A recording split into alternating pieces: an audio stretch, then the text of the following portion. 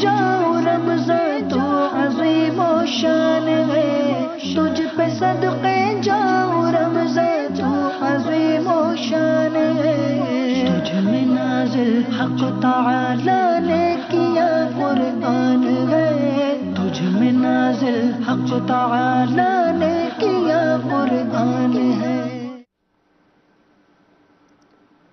الحمدللہ رب العالمین، الصلاۃ والسلام علی سید المرسلین، اما بعد فاعوذ باللہ من الشیطان الرجیم، بسم اللہ الرحمن الرحیم، الصلاۃ والسلام علیک یا رسول اللہ وعلی آلک واصحابک یا حبیب اللہ، الصلاۃ والسلام علیک یا نبی اللہ وعلی آلک واصحابک یا نور اللہ۔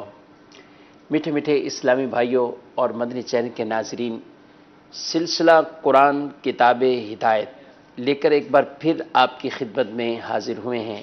اللہ کریم رب العزت جل وعلا ہم سب کو قرآن مجید فرقان حمید کی تعلیمات پر عمل کرنے کی توفیق عطا فرمائے۔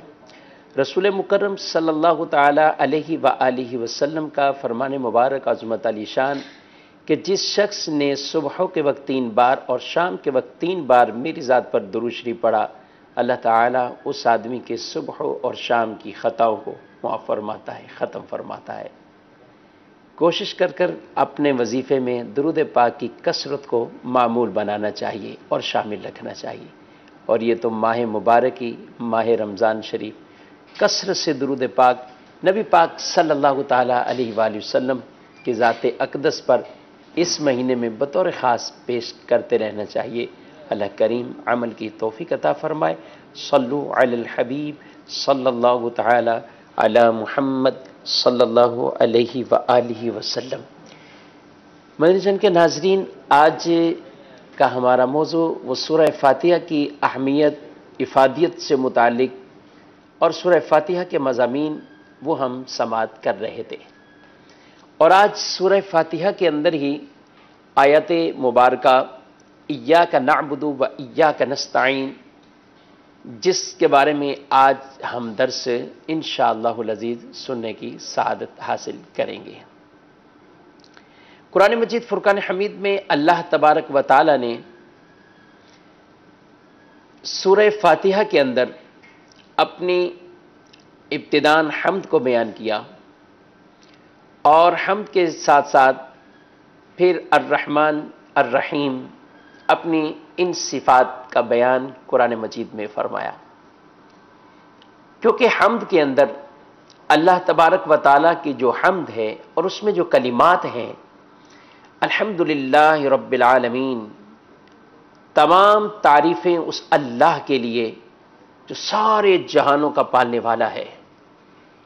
ان کلمات کے اندر ہی ایک ہیبت ہے، ترہیب ہے ان کلمات میں۔ تمام جہانوں کا پالنے والا، تو اس کلمات کی اپنی ایک ہیبت اور سننے والے پر، سامعین پر جو ایک کیفیت طاری ہو، وہ ایک ڈر اور خوف اور خشیت والی کیفیت ہے۔ اس آیت میں اگرچہ حمد بھی ہے، لیکن ساتھ ساتھ یہ ترہیب کا پہلو بھی موجود ہے۔ لیکن ساتھ ہی اللہ تعالیٰ نے اپنے بندوں کو اپنی صفت رحمان اور صفت رحیم کا بھی ذکر فرما دیا کہ جہاں ترہیب بھی شامل ہے، وہاں ساتھ ساتھ ترغیب بھی شامل ہو جائے۔ اللہ رب العالمین کا تعارف، تمام جہانوں کا پالنے والا، جہاں اس کا ذکر ہے، اس کے ساتھ ساتھ اللہ کی شان کریمی اور اس کی شان رحمت، اس کا بھی ذکر فرما دیا ہے، اور فرمایا الرحمن الرحیم، وہ بہت ہی رحم کرنے والا اور مہربان ہے۔ مالک یوم الدین، وہ روز جزا کا مالک ہے۔ قیامت کے دن، جس دن نیکوکاروں کو ان کی نیکیوں کی وجہ سے، مسلمانوں کو ان کے اسلام اور اسلام کے بعد عمل صالح اور عمل صالح جو جو انہوں نے اعمال کیے، ان کی جزا، ان کے انعامات کا دن، مالک یوم الدین۔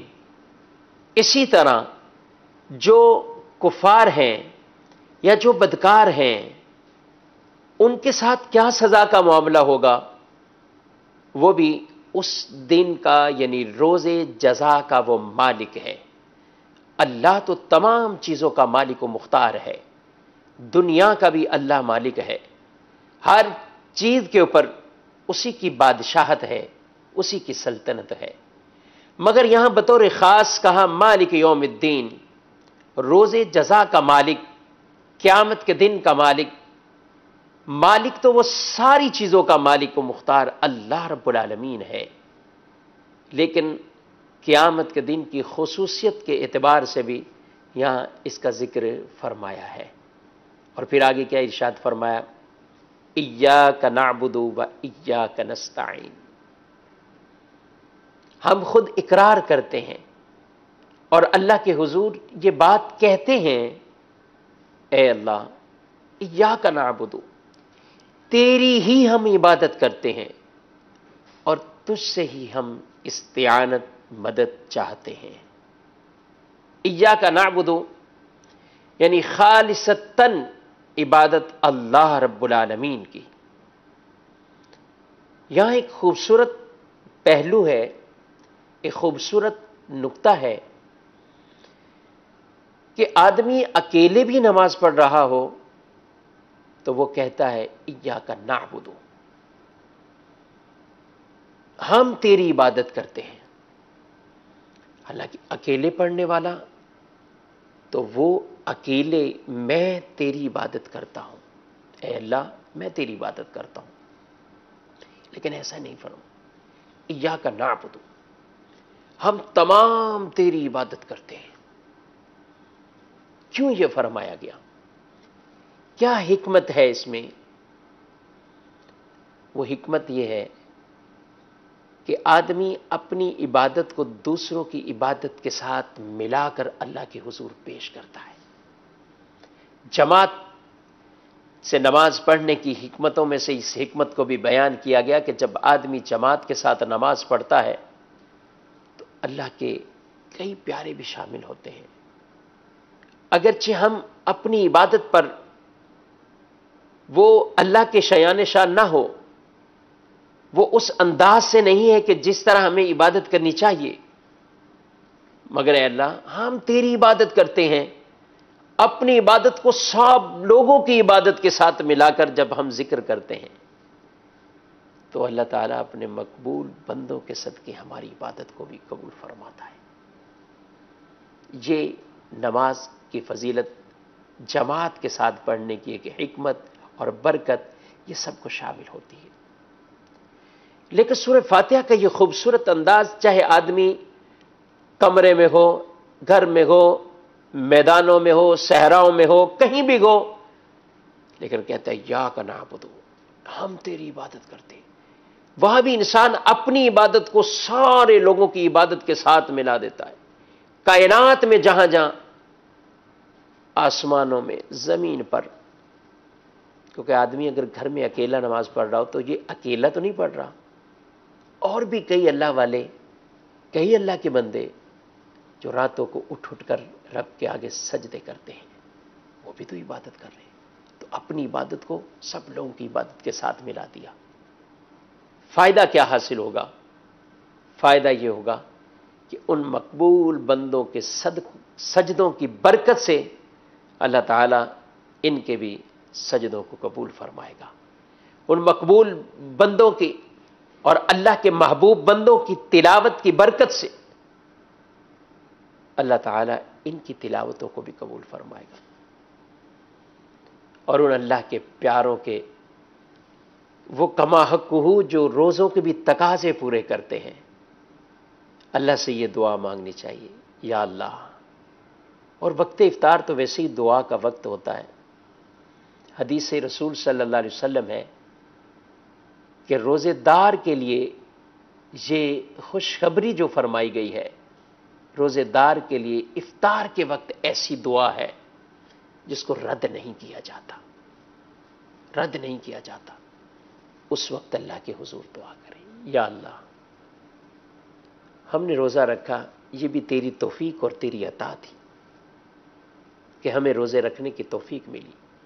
اے اللہ اپنے پیاروں کا صدقہ ہمارے روزے کو بھی قبول فرما لے، اپنے پیاروں کا صدقہ ہماری عبادتوں کو بھی قبول فرما لے۔ یہاں عبادت کے ساتھ نستعین کا بھی ذکر آیا، یعنی عبادت اور استعانت دونوں کو ایک ساتھ ذکر کیا گیا۔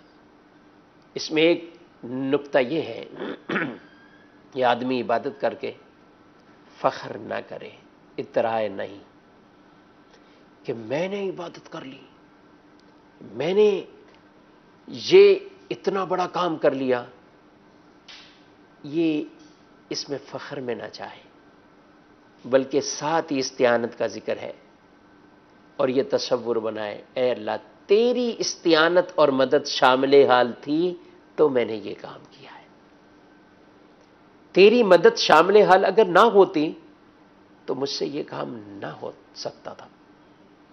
آج جو بھی میں نے یہ کام کیا ہے یہ تیری مدد شامل حال تھی، تیری استعانت شامل حال تھی۔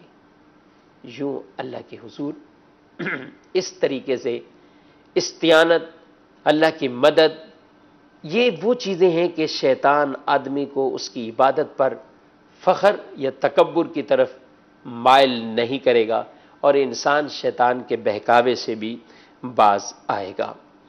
عبادت کا مفہوم سمجھنے کے لیے اتنا ہی کافی ہے کہ عبادت کسے کہتے ہیں۔ عبادت یہ ہے کہ کسی کو اصل یہی ہے کہ تعظیم بجا لانا۔ اب تعظیم ہم عام کسی بڑے کی بھی تعظیم بجا لاتے ہیں، ماں باپ کی بھی تعظیم ہے، اساتذہ کی بھی تعظیم ہے، امتی اپنے نبی کی بھی تعظیم کرتے ہیں، صحابہ کرام کی بھی تعظیم ہے، اولیاء صالحین کی بھی تعظیم ہے۔ تعظیم اور عبادت میں بھی تعظیم کا ہی عنصر ہے۔ ہم نماز پڑھتے ہیں تو ہاتھ باندھ لیتے ہیں، لیکن یہی ہاتھ ہم کسی اور مقام پر بھی باندھ لیتے ہیں۔ اگر کسی بڑے کے آگے ہم کھڑے ہوں، کوئی بزرگ شخصیت آ جائے تو بھی ہاتھ بند ہی جاتے ہیں، وہ بھی تعظیم ہی ہے۔ لیکن عبادت کا فرق کہاں رہے گا؟ فرق یہ ہے کہ اگر کسی کو عبادت کے لائق جان کر اس کی تعظیم کی جائے، عبادت کے لائق جانا اور تعظیم بجا لائے، تو یہ ہے عبادت والا معاملہ۔ لیکن عبادت کے لائق نہ سمجھتے ہوئے تعظیم بجا لانا تو یہ صرف تعظیم کہلاتی ہے، اب عبادت کا اس میں معاملہ نہیں ہے۔ تو یہ خاص فرق ہے عبادت اور تعظیم سے متعلق کہ کسی کو عبادت کے لائق سمجھتے ہوئے کسی طرح کی بھی تعظیم بجا لانا یہ عبادت کہلاتا ہے، ورنہ تو ہر تعظیم، عام بھی تعظیم وہ منع تو نہیں ہو جاتی۔ ماں باپ کی تعظیم کرنا منع تو نہیں، تعظیم کی جائے گی، حکم ہے شریعت مطہرہ کا۔ اپنے بڑوں کی، اپنے بزرگوں کی، اللہ کے پیاروں کی یہ تعظیم، یہ حکم ہے اس کا، اور ہم اس حکم کو بچا لاتے ہیں، لیکن عبادت کے لائق نہیں سمجھتے۔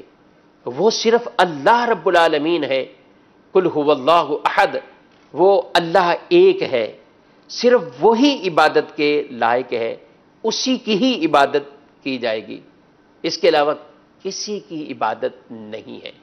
وہ جو ہوگی وہ صرف محض تعظیم ہے، اور جہاں تعظیم عبادت کے لائق سمجھتے ہوئے تعظیم کو بجا لائیں گے وہ پھر عبادت کا عنصر اس میں آئے گا، اس کو عبادت کہا جاتا ہے۔ تو عبادت اور تعظیم ان دونوں میں بیسک اسی معاملے کا فرق بیان کیا گیا ہے۔ عبادت کے بعد تعظیم استعانت کا ذکر ہوا۔ اے اللہ تیری عبادت کرتے ہیں اور تجھ سے ہی مدد چاہتے ہیں، تجھ سے ہی مدد مانگتے ہیں۔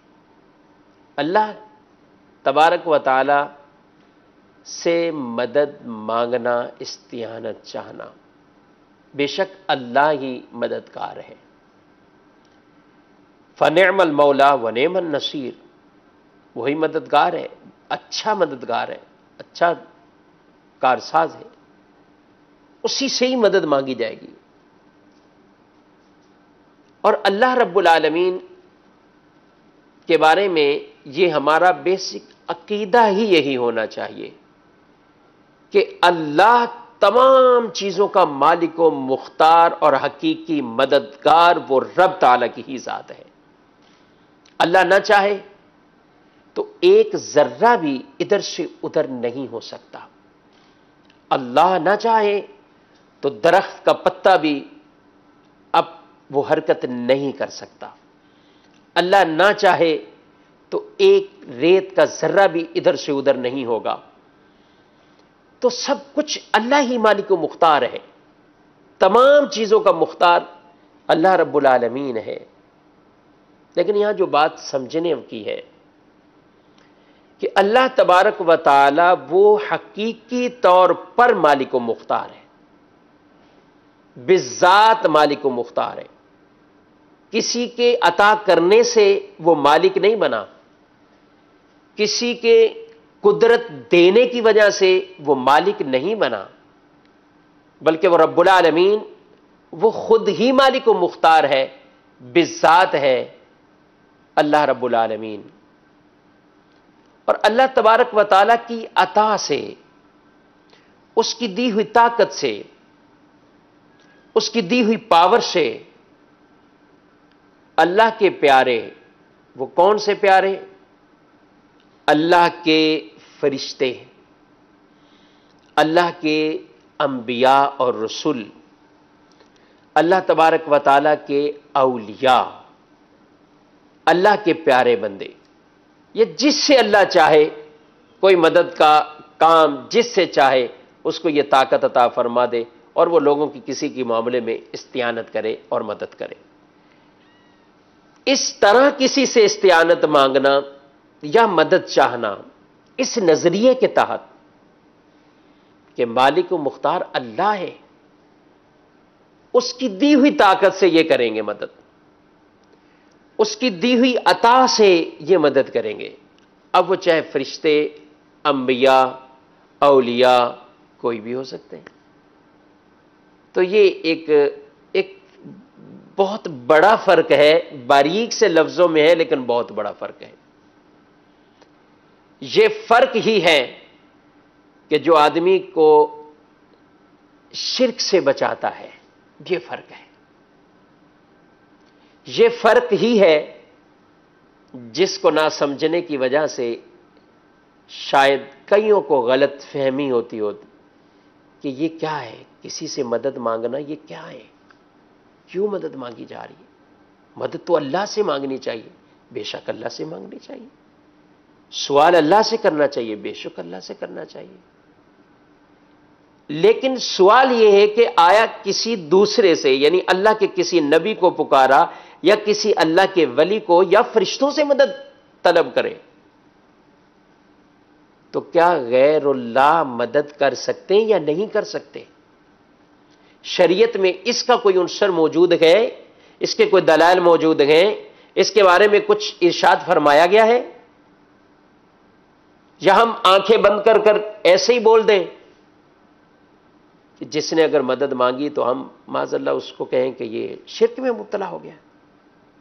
ارے بندہ خدا کسی مسلمان کے بارے میں، کلمہ گو اللہ پر ایمان لانے والا، رسول مکرم صلی اللہ علیہ وسلم کی ذات پر ایمان لانے والا، ہم اس کو دوبارہ شرک کی طرف اپنی غلط فہمی کی وجہ سے اس کو مشرک قرار دے دیں؟ توبہ نعوذ باللہ من ذالک۔ اگر ہم قرآن پڑھتے ہیں، آئیے قرآن سے ہی سوال کرتے ہیں، اے رب کعبہ کا پیارا کلام آپ ہی ہماری رہنمائی فرمائے، اے قرآن تو ہی کتاب ہدایت ہے، ہماری رہنمائی فرما۔ کیا کسی اور سے مدد مانگی جا سکتی ہے؟ تو آئیے قرآن کا 28ویں پارے سے جواب آتا ہے، فَإِنَّ اللَّهَ هُوَ مَوْلَاهُ وَجِبْرِيلُ وَصَالِحُ الْمُؤْمِنِينَ وَالْمَلَائِكَةُ بَعْدَ ذَلِكَ ظَهِيرٌ۔ بے شک اللہ مولا، جبریل مولا، اللہ مولا، جبریل مولا، اور نیک مومن ملائکہ کے بارے میں بھی ذکر ہو گیا، فَإِنَّ اللَّهَ هُوَ مَوْلَاهُ وَجِبْرِيلُ وَصَالِحُ الْمُؤْمِنِينَ وَالْمَلَائِكَةُ بَعْدَ ذَلِكَ ظَهِيرٌ۔ نیک مومن بھی مولا ہیں، جبریل بھی مولا ہیں، اللہ بھی مولا ہے۔ اس آیت نے بہت سی چیزوں کی کنفیوژن دور کر دی کہ اگر ذہن میں یہ سوال آئے کہ مدد غیر اللہ سے مانگی اور ادھر اللہ سے مدد مانگی تو فرق تو نہ رہا، اللہ بھی مددگار اور نبی بھی مددگار، تو فرق کیا ہے؟ بہت فرق ہے، بہت فرق ہے۔ یہاں صرف اتنا سمجھانا اور عرض کرنا چاہوں گا کہ مولا کا اطلاق اللہ پر بھی فرمایا گیا، اللہ بھی مولا ہے، جبریل بھی مولا ہے، نیک مومن بھی مولا ہے۔ تو صرف مولا مولا مولا تینوں کے لیے یوں استعمال ہو اور فرمایا گیا ہو، اب کوئی جبریل کو مولا کہے تو یہ نہیں کہا جا سکتا کہ یہ معاذ اللہ شرک میں مبتلا ہو گیا کہ اللہ بھی مولا اور جبریل بھی مولا کیسے ہو جاتے؟ یہ غلط فہمیاں ہیں، بلکہ عقیدے کی درستی اور اس اصلاح کی ضرورت ہے، سمجھنے کی ضرورت ہے کہ جو پکار رہا ہے کس عقیدے کے تحت پکار رہا ہے۔ وہ تو یہ ماننے والا کہہ رہا ہے کہ اللہ تبارک و تعالی ہی حقیقی طور پر مددگار ہے، اس کے نہ چاہنے سے، اس کی عطا کے بغیر، اس کی دی ہوئی طاقت کے بغیر کوئی نبی بھی مدد نہیں کر سکتے، کوئی فرشتے بھی مدد نہیں کر سکتے، اللہ کے ولی بھی مدد نہیں کر سکتے، لیکن اللہ نے تو انہیں طاقتیں عطا فرمائی ہیں۔ اور اگر نظریہ یہ ہے کہ مدد ہوتی نہیں، کوئی اور کرتا ہی نہیں ہے، تو ایسا شخص بھی غلطی پر ہے۔ آئیے اسی قرآن کتاب ہدایت سے پوچھتے ہیں، اے قرآن ہماری رہنمائی فرما، کہ اللہ کے سوا کسی اور نے مدد کی ہے؟ تو قرآن ہی آپ کو جگہ بجگہ غزوہ بدر کے واقعات سے یاد دلائے گا کہ جہاں اللہ تبارک و تعالی اس مدد کا ذکر کر رہا ہے، اور کیسے ذکر فرما رہا ہے، انی ممدکم بِألف من الملائکۃ مردفین، میں 1000 فرشتے تمہاری مدد کے لیے اتار دوں گا۔ فرشتے اتر رہے ہیں غزوہ بدر میں، اللہ کی عطا سے یہ مدد کرنے آ رہے ہیں۔ فرشتوں نے آ کے مدد کی۔ آج مسلمانوں کے بچے سے سوال کیا جائے کہ وہ مدد کس نے کی، تو وہ کہیں گے فرشتوں نے مدد کی تھی۔ تو فرشتے غیر اللہ ہی ہیں، فرشتے اللہ نہیں ہیں، غیر اللہ ہیں۔ تو غیر اللہ نے کیسے مدد کی؟ اللہ کی عطا سے مدد کی ہے، اللہ کی دی ہوئی طاقت سے مدد کی۔ تو فرشتے جب مدد کر سکتے ہیں اور اللہ ان کو عطا فرماتا ہے یہ طاقت، تو اللہ کے رسول اور اللہ کے نبی کیا وہ مدد نہیں فرمائیں گے؟ بالکل وہ بھی مدد فرماتے ہیں، بالکل وہ بھی استعانت فرماتے ہیں، وہ بھی ان کی بارگاہ میں تو آنے کا ذکر کہا گیا ہے، وہ ہمارے لیے وسیلہ بن جاتے ہیں، وہ اللہ کی بارگاہ میں ہماری مشکلات اللہ کی بارگاہ میں پیش کر کے وہ اللہ تبارک و تعالی سے یوں ہماری استعانت اور مدد کرتے ہیں کہ ہماری مشکلات حل ہوتی ہیں۔ آپ ذرا غور کیجیے، ہم نماز پڑھتے ہیں، 5 نمازیں پڑھتے ہیں، جبکہ رسول اللہ صلی اللہ علیہ وآلہ وسلم 50 نمازیں لے کر آپ تشریف لائے تھے معراج سے۔ اگر کسی سے بھی پوچھا جائے 5 کیوں پڑھتے ہو بھائی، تو وہ یہی جواب دے گا، رسول اللہ صلی اللہ علیہ وسلم تشریف لائے تھے اور ان کو حضرت موسیٰ علیہ السلام ملے اور انہوں نے کہا آپ دوبارہ اللہ کے پاس چلے جائیں اور اس میں کچھ کمی کر کے آ جائیں، تخفیف کروا کر آ جائیں، امت نہیں پڑھ پائے گی اتنی نمازیں۔ حضور دوبارہ چلے گئے، پھر تخفیف کی گئی، پھر واپسی آ گئے، پھر انہوں نے کہا کہ آپ پھر چلے جائیں، پھر چلے گئے، پھر واپسی آئے، 5 نمازیں کم ہوئی، پھر کہا واپسی پھر چلے جائیں، پھر 5 نمازیں کم ہوئی، پھر واپسی گئے، یوں بار بار آنا جانا۔ 45 نمازوں کی تخفیف ہوئی، 45 نمازوں کی۔ لیکن اللہ کی شان کریمی ہے لا تبدیل لکلمات اللہ، اے محبوب پڑھیں گے آپ کی امت 5، ثواب ہم انہیں 50 کا دیں گے، ثواب 50 کا دیں گے۔ پڑھیں گے 5، ثواب 50 کا حاصل کریں گے۔ بات صرف اتنی عرض کرنا چاہتا ہوں کہ یہ کس نے استعانت کی ہے، کون وسیلہ بنے؟ یہ وہ اللہ کے نبی حضرت موسیٰ وسیلہ بن رہے ہیں، جن کو پہلے سالوں ہو گئے، صدیاں گزر گئی، لیکن وہ آ کر وسیلہ بنتے ہیں، اور وہ ہمارے لیے یہ تخفیف کی صورت ہوئی کہ آج ہم 5 نمازوں کو پڑھتے ہیں۔ تو یہ دنیا سے پردہ فرمانے کے بعد ہی وہ تو وسیلہ بنے ہیں۔ دنیا سے جانے کے بعد ظہری حیات طیبہ سے ابھی اس وقت وہ متصف نہیں تھے، دنیا سے پردہ فرما گئے، لیکن اللہ کے نبی الانبیاء احیاء فی قبورہم یصلون، انبیاء قبروں میں زندہ ہوتے ہیں اور نمازیں پڑھتے ہیں۔ ان کی شان یہ ہے، وہ ہمارے لیے وسیلہ بنے، اور یوں نمازوں کے اندر تخفیف ہوئی ہے۔ باتیں اگر سمجھنا چاہیں تو یہ چند کلمات ہی عقیدے کی وضاحت کو کر دیتے ہیں۔ احادیث طیبہ میں تو بہت لکھ کر لایا تھا، اس پہ چند احادیث بھی پیش کروں گا کہ کس کس انداز سے مدد اور استعانت طلب کی گئی رسول اللہ صلی اللہ علیہ وسلم سے، اور آپ کے صحابہ نے طلب کی ہے، اور کس کس انداز سے آپ کو اللہ کی بارگاہ میں وسیلہ بنایا گیا ہے۔ لیکن ناظرین، سمجھنے کے لیے یہی کلمات کافی ہیں۔ ہمارے سلسلے کا وقت بھی اپنے اختتام تک پہنچ گیا ہے۔ اللہ کریم رب العزت جل وعلا ان کلمات کو اپنی بارگاہ میں قبول و منظور فرمائے۔ انشاءاللہ العزیز آئندہ کسی دن اس موضوع کو اور کنٹینیو کرتے ہوئے اس موضوع کو آگے ہم بڑھائیں گے کہ جس میں ہم یہ عقیدے کی پوری تفصیل یہ سمجھ آئے، قرآن اور احادیث اور اس کی روشنی میں ہمارے عقائد اور اعمال کی اس انداز سے اصلاح ہو۔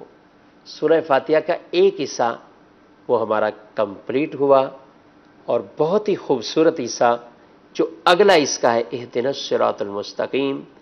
کل اسی وقت انشاءاللہ العزیز اللہ نے چاہا تو سلسلہ لے کر حاضری ہوگی، صراط مستقیم کی تشریح و تفصیل ہم سنیں گے۔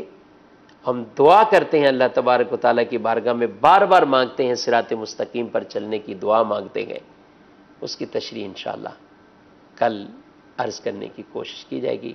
اللہ کریم ہمیں عمل کی توفیق عطا فرمائے، ہمارے روزوں کو، عبادات کو اپنی بارگاہ میں قبول و منظور فرمائے۔ مدنی چینل دیکھتے رہیں، بلکہ مدنی چینل ہی دیکھیے۔ آمین بجاہ النبی الامین صلی اللہ تعالیٰ علیہ وآلہ وسلم۔ صلو علی الحبیب صلی اللہ تعالیٰ علیہ وسلم۔ رمضان تو عظیم و شان ہے، تجھ پہ صدقے جاؤں رمضان تو عظیم و شان ہے، تجھ میں نازل حق تعالی نے کیا قرآن ہے، تجھ میں نازل حق تعالی نے کیا قرآن